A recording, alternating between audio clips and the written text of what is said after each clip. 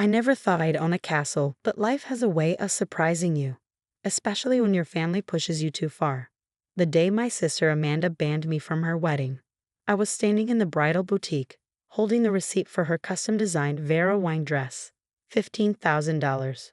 Just another drop in the ocean of expenses I'd covered to give her the fairy tale wedding she dreamed of since childhood. "Sophie, you can't possibly wear that to my wedding," Amanda said, her perfectly manicured fingers gesturing dismissively at my business suit. "And that haircut. God, when are you going to start dressing like a normal person?" I touched my short pixie cut self-consciously. At 32, I'd long since given up trying to match my sister's definition of normal. While she pursued a career in social media influencing, I'd built a successful investment firm. My clothes were expensive but practical. My haircut was low maintenance but stylish. Not that Amanda would ever notice. "The suit is Armani," I said quietly, "and I thought we agreed I'd wear navy to complement the bridesmaids." "That's not the point." Amanda's voice rose, drawing attention from other customers. "You're my sister, but you're embarrassing. Bradley's family is old money. They have expectations. His mother already commented on how different you seem." Bradley Thompson ILI. My sister's fiancé came from one of those families where everyone had Roman numerals after their names and summer homes in the Hamptons. Old money, indeed, though not as much as they pretended to have anymore. Different? I kept my voice level, years of boardroom negotiations serving me well. "I'm paying for your entire wedding, Amanda.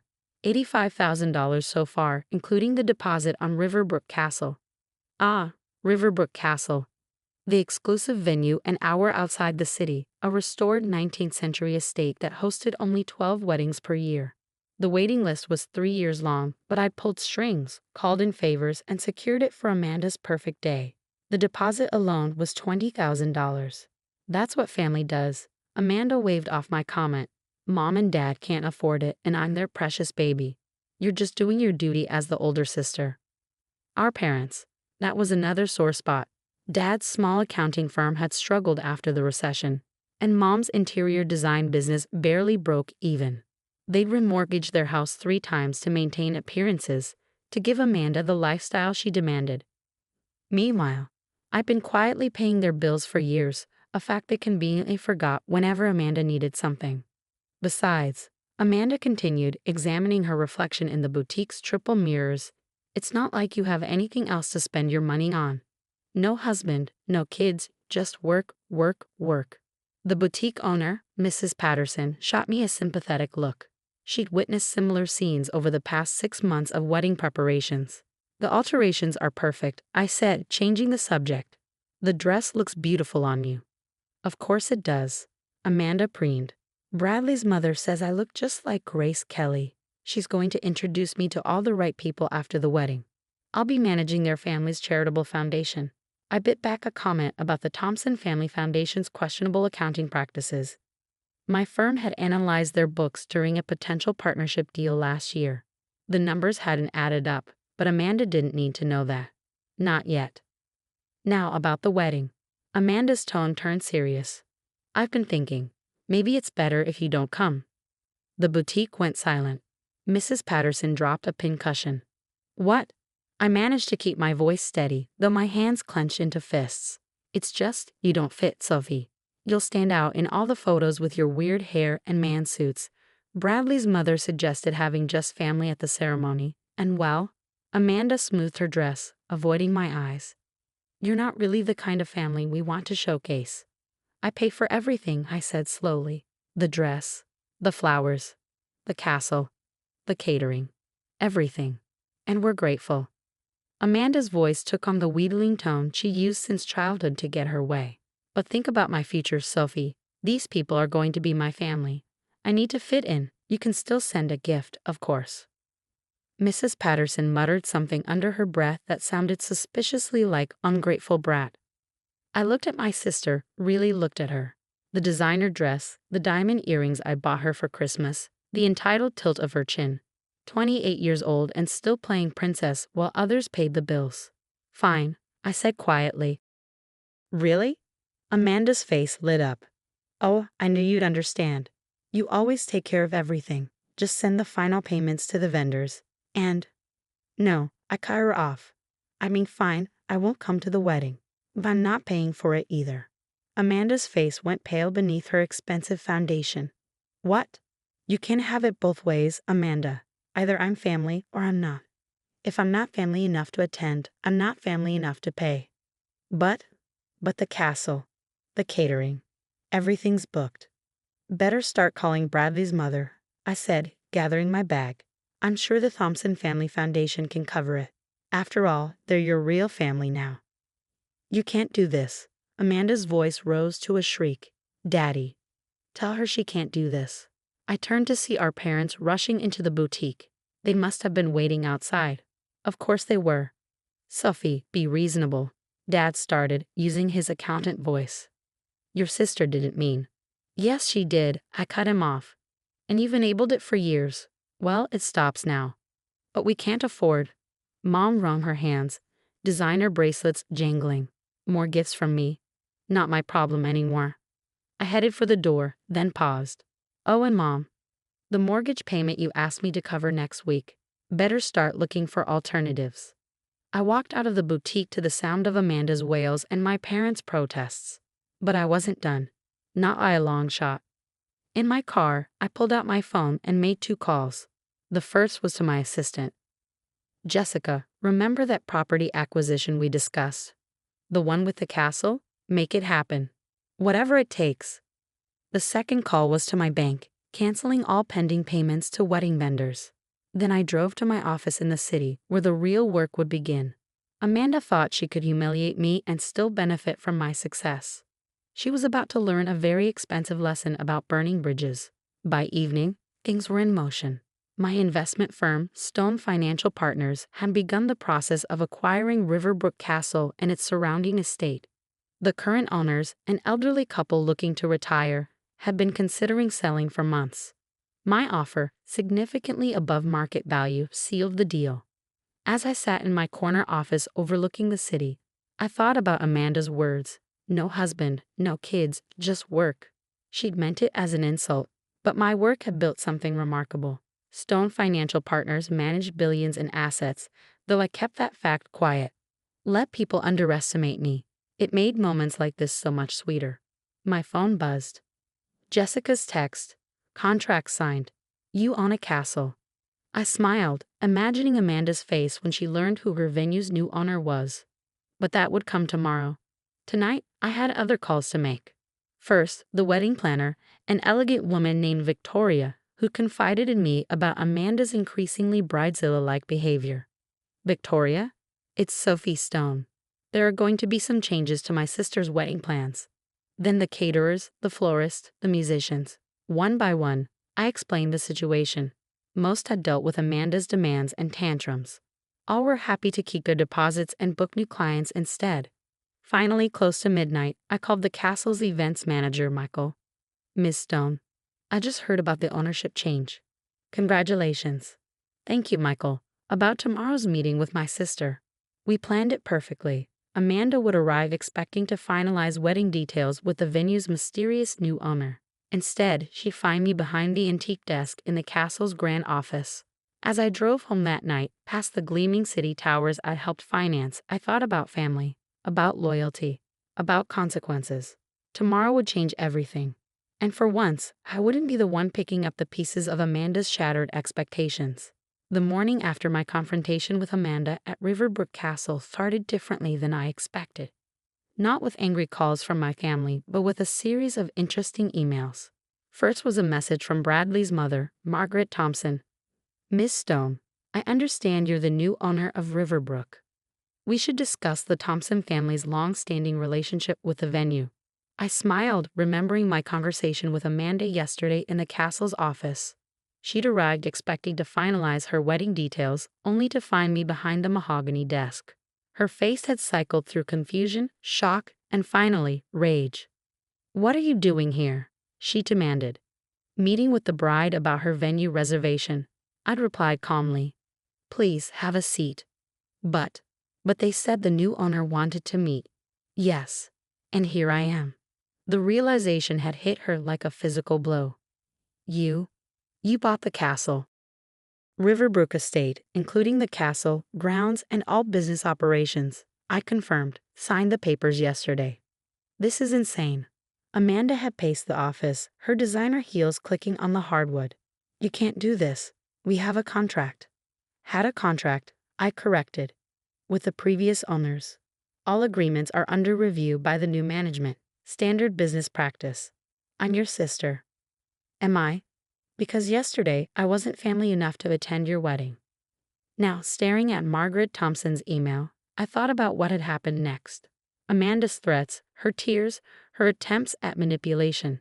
All her usual tactics, useless against the cold reality of business contracts and property rights.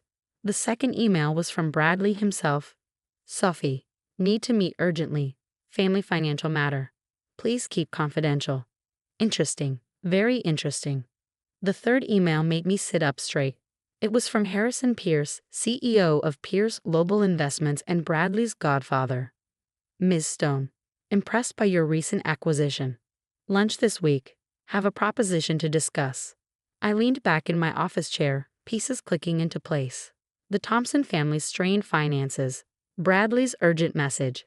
Harrison Pierce's sudden interest. My phone buzzed. Mom calling. Again. I'd ignored 14 calls since yesterday's confrontation. This time I answered. How could you do this to your sister? She demanded without preamble. Good morning to you too, Ma. Don't be smart with me. Amanda's devastated. She had to tell Bradley's mother the wedding venue is in Jew party. Do you know how humiliating that was? I thought about all the times Amanda had humiliated me publicly. Yes, I imagine it was very uncomfortable. You have to fix this. Give her back the venue. Like you gave back the house I helped you keep, or the car payments I covered, or the credit card bills. Silence. Then softer. We're family, Sophie. Funny how that only matters when you need something from me. I ended the call and pulled up the Thompson family's financial records. My firm had compiled them during due diligence last year. Old money, yes, but mostly gone now. Bad investments, lavish spending, and a generation of heirs better at spending wealth than maintaining it. A knock at my door, Jessica with my morning coffee. Bradley Thompson is in the lobby, she said. No appointment. Give me 10 minutes, then send him up. I used the time to make 2 quick calls. First to my private investigator. Send me everything you have on Harrison Pierce's recent investments. Then to Michael at Riverbrook. Hold all wedding bookings for the next 6 months. Something's coming. Bradley looked different in my office than he had at family dinners. Less polished. Worried. His custom suit couldn't hide the shadows under his eyes. Sophie, thank you for seeing me, he began, declining my offer of coffee. About Amanda. If this is about the wedding venue, I have nothing to add to yesterday's conversation. It's not. Well, not directly. He ran a hand through his carefully styled hair. I need your help. My family, we're not as financially secure as we appear. I'm aware. He blinked. You are. My firm does thorough research before considering partnerships. Bradley. Last year's review of the Thompson Foundation was enlightening. Then you know we're in trouble. Real trouble. Uncle Harrison has been keeping us afloat, but Harrison Pierce isn't your uncle. Family friend. Godfather. He's like an uncle. Bradley leaned forward. He's been watching you. Your firm. This castle purchase. It got his attention. I'm sure it did. I kept my voice neutral. What exactly do you want, Bradley? A partnership. Your firm's resources, our family's connections. Uncle Harrison would back it. We could? Stop. I held up a hand. Let me be clear. You're here because you need money. Because your family's wealth is mostly smoke and mirrors now. Because Harrison Pierce sees an opportunity. Bradley's face flushed. It's not like that. Your foundation's books are a mess. Your family's real estate is mortgaged to the hilt.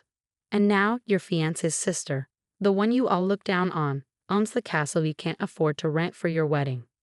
Sophie, please. Here's what's going to happen, I continued. You're going to leave my office. You're going to tell Harrison Pierce that I'm not interested in his proposition. And you're going to explain to Amanda that actions have consequences. Or I start asking public questions about the Thompson Foundation's creative accounting. He left without another word.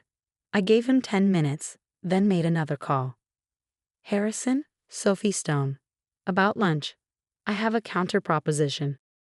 The next few weeks were a study in chaos and consequences. Amanda alternated between rage and begging. My parents discovered that their financial safety net had vanished. The Thompson family's carefully maintained facade began to crack. And me? I built something new at Riverbrook. Not just a wedding venue, but a symbol. A reminder that sometimes the quiet ones, the different ones, the ones who don't fit in, were the ones you should watch out for. Some nights standing in the castle's grand hall, I thought about family, about the price of loyalty and the cost of betrayal, about little girls who dream of fairy tale weddings and women who build their own castles. Amanda eventually had her wedding, a much smaller affair at a local hotel. I didn't attend, but I sent a gift, a framed photo of Riverbrook Castle with a note. Sometimes happily ever after looks different than we expect. The Thompson family's financial troubles became public shortly after, thanks to some anonymous tips to regulatory authorities. Harrison Pierce's proposition. It turned out I didn't need his connections as much as he needed mine. Today, Riverbrook hosts selected events, not just weddings, but charity galas, corporate retreats, and educational programs. We have a scholarship foundation that helps different young women build their own success stories. Amanda still doesn't speak to me. Last I heard, she and Bradley moved to a smaller city where the Thompson name carries less weight. Mom and Dad adjusted to their more modest lifestyle, though they never quite understood how they lost their golden child's fairy tale.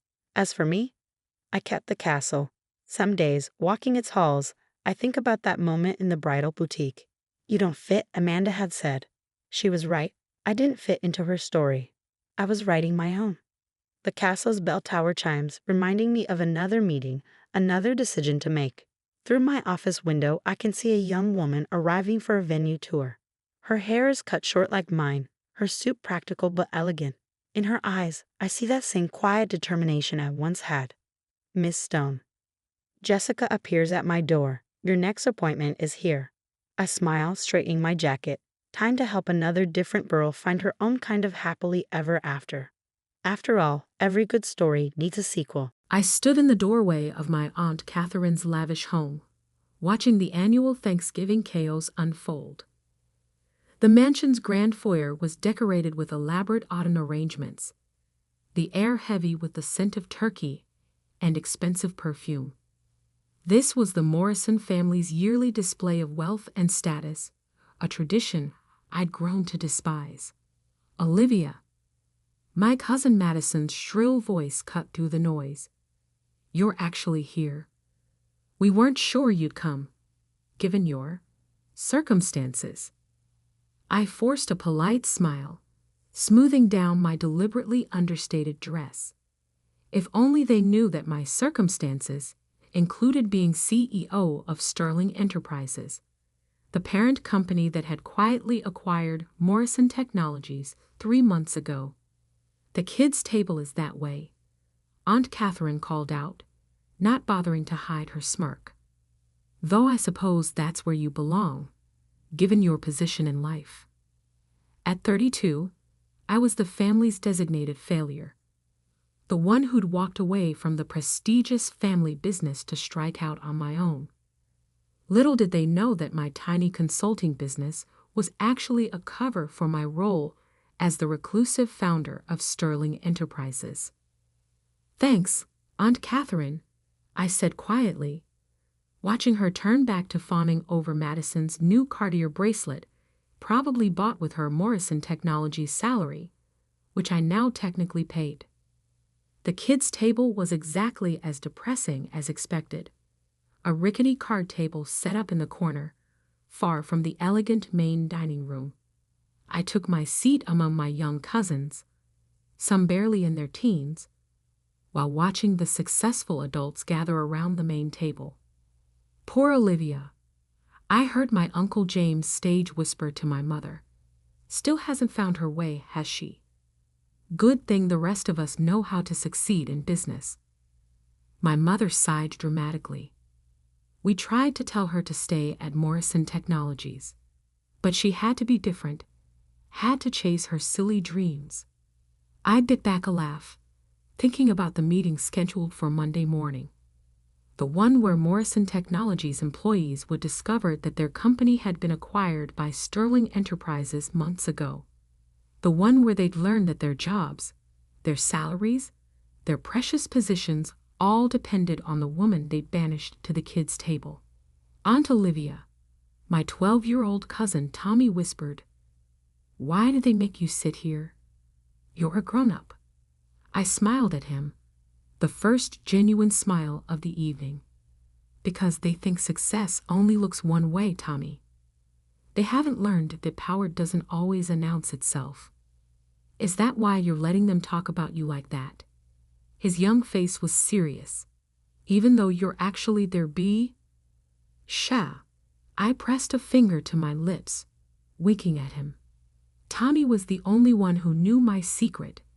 He discovered it by accident when he'd seen my name on some documents while visiting my office. But he kept quiet, understanding instinctively what I was doing. Around the main table, the conversation had turned to business, as it always did. Morrison Technologies had been the family's pride and joy for 3 generations. Now my Uncle James ran it, with my cousins Madison and Tyler in executive positions they hadn't earned. "The company's doing better than ever," James boasted, raising his wine glass. "We're expanding into new markets, hiring more staff. This time next year, we'll be twice the size we are now." I hid my smile behind my water glass.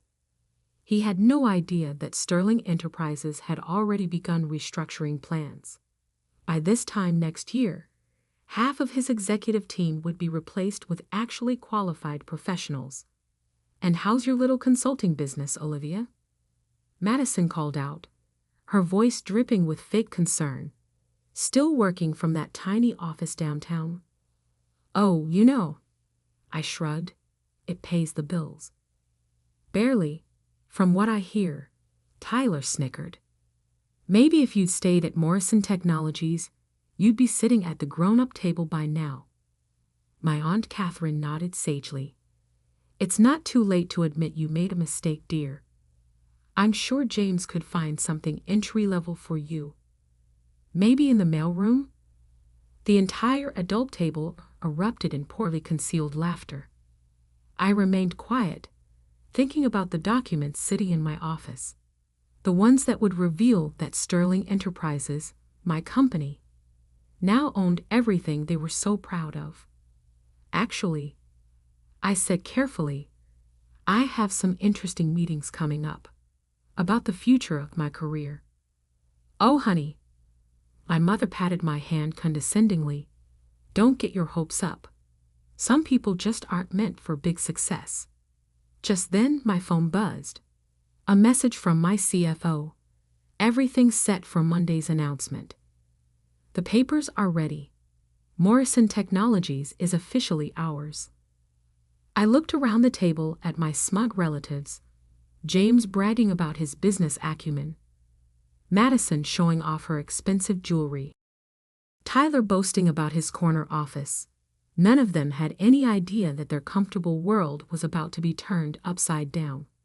"More turkey, Olivia?" Aunt Catherine called out mockingly. "At least you can eat well at our table, even if you can't succeed like the rest of us." I smiled, thinking about Monday morning. "Thank you, Aunt Catherine. I think this Thanksgiving will be very memorable indeed." Tommy caught my eye and grinned. He knew what was coming. Sometimes the best revenge isn't served cold. It's served with a side of corporate acquisition papers and a complete restructuring of the family business. The kids' table suddenly felt like the perfect place to watch it all unfold. Monday morning arrived with a crisp November chill. I stood in my private office at Sterling Enterprises, 40 floors above the city, watching the sunrise paint the skyline in shades of gold. In exactly 2 hours, my family's perfect world would shatter. "Ms. Andrews?" My assistant Sarah appeared at the door. "Everyone from Morrison Technologies has arrived for the routine shareholders meeting. They're waiting in the main conference room." I smiled, adjusting my tailored suit. No more understated dresses today. "And my family?" Your Uncle James is complaining about having to come to Sterling Enterprises. He's saying it's beneath him to meet with, and I quote, some faceless corporation that probably doesn't understand our family values. Perfect. I checked my reflection in the window. Is everything ready? Sarah nodded, a slight smile playing at her lips. She'd been with me since the beginning, watching me build Sterling Enterprises while my family mocked my supposed failure. Security is in place. The papers are ready, and the cameras are set up to capture every reaction. Then let's not keep them waiting. The conference room was a sight to behold. Through the glass walls, I could see my family seated around the massive table, James at the head, naturally, with Madison and Tyler flanking him. My mother sat nearby, probably already planning how to brag about this meeting at her next social gathering. They have no idea you're coming, Sarah whispered. Your uncle's been demanding to meet with Mr. Sterling for the past hour. I straightened my shoulders. Well, let's not disappoint him. The room fell silent as I walked in, my heels clicking against the marble floor. For a moment, no one recognized me. They were too busy looking for the male CEO they'd expected. Then Madison's eyes widened.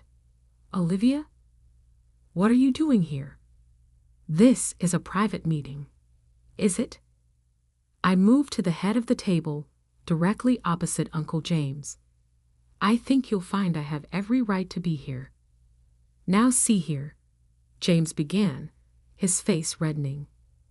We're here to meet with Sterling Enterprises CEO. Run along and play with your little consulting business. I sat down, placing a thick folder on the table. Oh, but Uncle James, I am Sterling Enterprises CEO. In fact, I own it. And as of 3 months ago, I own Morrison Technologies too. The silence that followed was deafening. I could hear the soft whir of the cameras capturing every shocked expression, every moment of dawning horror. That's impossible, Tyler stammered. Morrison Technologies is a family company. Yes, I agreed pleasantly. And it still is. Just not your family anymore. I opened the folder and began distributing documents. These papers confirmed Sterling Enterprises' acquisition of Morrison Technologies, completed 3 months ago through a series of shell corporations. You all signed off on it, though you were too busy congratulating yourselves to read the fine print. My mother's face had gone pale. But your consulting business was a cover, I smiled. While you were all mocking my tiny office downtown, I was building one of the largest corporate consulting firms in the country. The office you laughed at was just for show. Madison grabbed the papers with trembling hands. This can't be legal. Daddy, do something. James was frantically flipping through the documents, his face growing paler by the second. These are legitimate. We work for Olivia now. Not exactly. I leaned back in my chair. You see, I've been reviewing the company's performance, specifically the executive team's qualifications. It's interesting how many positions were filled based on family connections rather than merit. The color drained from Tyler's face. What are you saying? I'm saying that effective immediately, there will be some changes in management, starting with the executive team. I pressed a button, and the wall screen lit up with a new organizational chart. Madison gasped as she saw her name missing from the VP position she'd held for 3 years. You can't do this, she whispered. We're family. Family? I stood up slowly.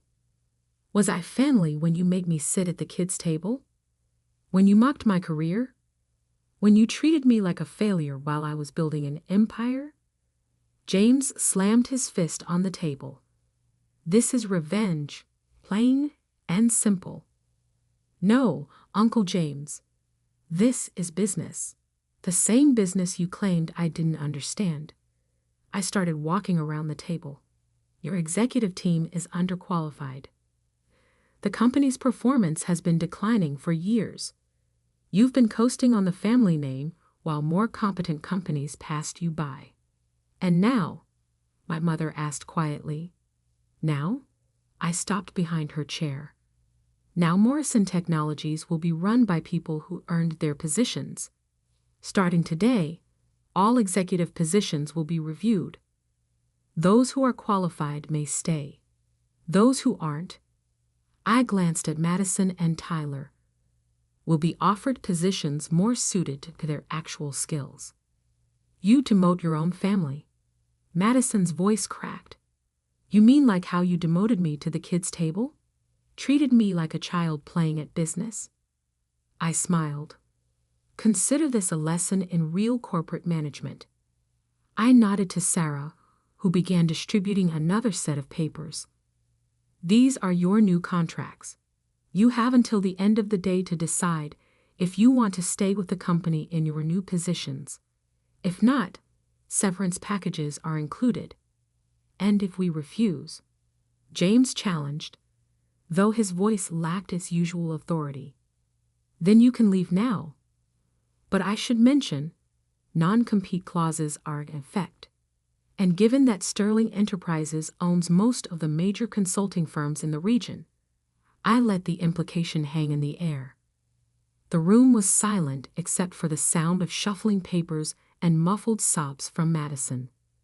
My mother sat frozen, probably calculating how this would affect her social standing. Oh, and one more thing, I added, pausing at the door. Next year's Thanksgiving dinner will be held at my house. I have plenty of room at the main table, for those who still have jobs to be thankful for. As I walked out, I heard Tyler's shaky voice.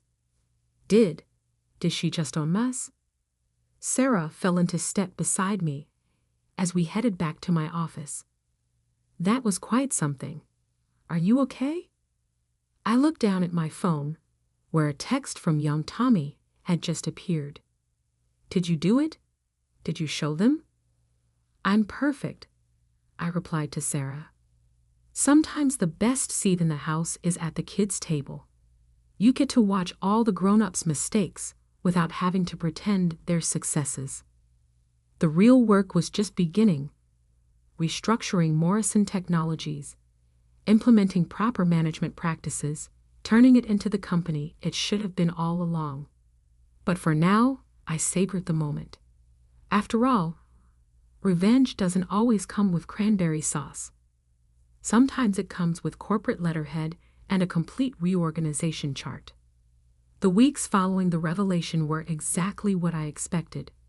A storm of desperate calls, manipulation attempts, and increasingly panicked family meetings. My phone buzzed constantly with messages. Olivia, darling, we need to discuss this as a family. Mom, you can't destroy your own family's legacy. Uncle James, please, we can work something out. Madison. I let them all go to voicemail while I focused on restructuring Morrison Technologies. The business news was having a field day. Morrison Technologies undergoes major management overhaul. FAMILY DRAMA leads to corporate shaky UP. Hidden CEO REVEL IDENTITY and dramatic family confrontation. 1 month after the revelation, I sat in my office reviewing the latest performance reports when Sarah appeared at my door. Your cousin Madison is here, she said. No appointment, but she looks different. I glanced at the security feed. Madison stood in the lobby, but she wasn't the perfectly polished executive I remembered. Her designer clothes were gone, replaced by a simple business suit. Her usual arrogant expression was missing. Send her up, I decided. Madison walked into my office like a stranger, taking in the space with new eyes. "Nice view," she said quietly. "Better than my old office. Though I suppose that's not saying much anymore." "What do you want, Madison?" She sank into a visitor's chair. "I took the job. The junior analyst position you offered." I raised an eyebrow. "Really? I thought you said you'd rather die than start at the bottom." "I did." She laughed without humor. "Then I tried applying at other firms. Turns out when you remove the Morrison name and connection, my resume is lacking." "Shocking." "I deserve that," she admitted. "I deserve all of this. She hesitated. "I want to learn. Actually learn, not just coast by on the family name." I studied her carefully. "Why should I believe you?" "Because you were right." Her voice cracked slightly. "About everything. About earning our positions. About real business skills. I've been reading the company reports since you took over. Our performance has improved more in 1 month than in the last 3 years under Dad. Speaking of Uncle James," I leaned back in my chair. "How is he handling early retirement?" Madison grimaced. "Not well. He's drinking a lot, talking about family betrayal. Mom's social circle is in shambles. Turns out people aren't so impressed by our name anymore." "And Tyler?" "Took the severance package. Said he'd rather start fresh somewhere else than work his way up here." She paused. "He's having trouble finding anything above entry level." I nodded, unsurprised. "That's what happens when your only qualification is your last name." "I know that now." Madison looked down at her hands. "I've been thinking about Thanksgiving. About all the times we made you sit at the kids' table, treated you like you were beneath us. We were so busy looking down on you that we didn't see you rising above us." Just then, my office door burst open. Uncle James stumbled in, ignoring Sarah's protests. The smell of expensive scotch wafted in with him. "You," he slurred, pointing at me. "You destroyed everything." "No, Uncle James." I remained seated, watching him sway. "You destroyed everything. Years of nepotism, of prioritizing family connections over competence. I just exposed it." "We're blood," he shouted. "That used to mean something. It still does." I stood up slowly. "But blood doesn't qualify you to run a company. Skill does. Experience does. Actually knowing what you're doing does." "James." My mother's voice cut through as she rushed in after him. "Stop making a scene." I almost laughed at her instinctive concern for appearances. "Still worried about the family image, Mom. Even now." She deflated slightly, looking suddenly older. "Everything's changed, Olivia. The country club, our social circle, even our neighbors look at us differently now." "Because they're seeing you clearly for the first time," I said quietly. "Just like you're finally seeing me." Madison stood up. "Dad, you're embarrassing yourself. This isn't helping anything." James turned on her. "You, working as a junior analyst, a Morrison, starting at the bottom." "Yes," she said firmly, "because that's where I should have started in the first place, where we all should have started." I watched this exchange with interest. Maybe Madison really was starting to understand. "Get him out of here," I told Sarah. "And call him a car. He's in no condition to drive." After security escorted James out, my mother lingered. "Was all this really necessary, Olivia? The takeover, the demotions, the public humiliation. Was it necessary to treat me like a failure for 10 years? I countered. "To mock my career, belittle my choices, make me sit at the kids' table, while you all congratulated yourselves on success you hadn't earned. She had no answer for that. The company is doing better now, I continued. Real executives in leadership positions. Actual qualifications required for promotion. If you don't believe me, check the quarterly reports. And the family? She asked quietly. That depends on you. All of you. I didn't do this for revenge. I did it because it was good business. What happens next is up to you. After they left, I stood at my window, watching the city lights flicker on as dusk fell. My phone buzzed with a message from Tommy. Hey, Aunt Olivia. Mom says I can come work at your office after school sometimes. She says I need to learn business the right way. Is that okay? I smiled, thinking about the next generation of the Morrison family. Maybe some good would come from all this after all. 1 year later, I hosted Thanksgiving dinner at my penthouse. The table settings were elegant, but not ostentatious. Success doesn't need to shout to be heard. Madison was there, having earned a promotion to senior analyst through actual hard work. Tommy came too, proud to show off what he'd learned during his after-school office visits. Even my mother attended, though she was quieter now, more thoughtful. Uncle James and Tyler didn't come. Some people can't accept change, can't admit their mistakes, but those who could, those who were willing to learn and grow, found their places at my table.